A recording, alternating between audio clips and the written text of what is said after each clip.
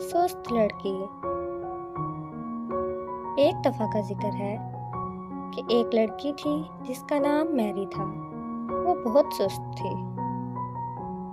وہ کبھی بھی گھر کے کاموں میں اپنی ماں کا ہاتھ نہیں بٹاتی تھی اور کام سے بھاگنے کے بہانے ڈھونڈتی رہتی تھی۔ ایک دن اس کی ماں نے اسے کہا کہ بازار سے کچھ سامان لا دو۔ میری جانا نہیں چاہتی تھی، مگر وہ جانتی تھی کہ ماں نے کہا ہے تو اسے جانا ہی پڑے گا۔ جب وہ مارکیٹ جا رہی تھی تو راستے میں اس نے کچھ بچوں کو کھیلتے ہوئے دیکھا۔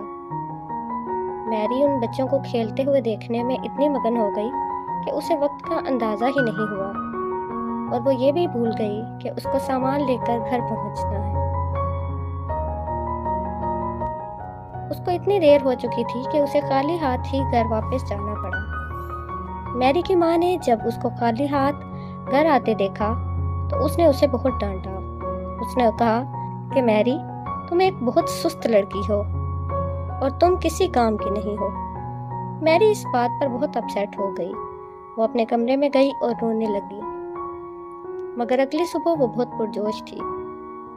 اس نے ارادہ کر لیا تھا کہ وہ اب گھر کے کاموں میں اپنی ماں کی مدد کیا کرے گی اور ہر کام کو وقت پر کرے گی۔ اس نے اپنے اس ارادے پر عمل کرنا شروع کر دیا۔ اس کی ماں اس سے بہت خوش رہنے لگی اور اس نے میری سے کہا کہ تم ایک بہت اچھی لڑکی ہو اور تم بہت محنتی بھی ہو۔ میری نے اس سے یہ سبق سیکھا کہ محنت کبھی بھی رائیگاں نہیں جاتی اور محنت کا پھل ضرور ملتا ہے۔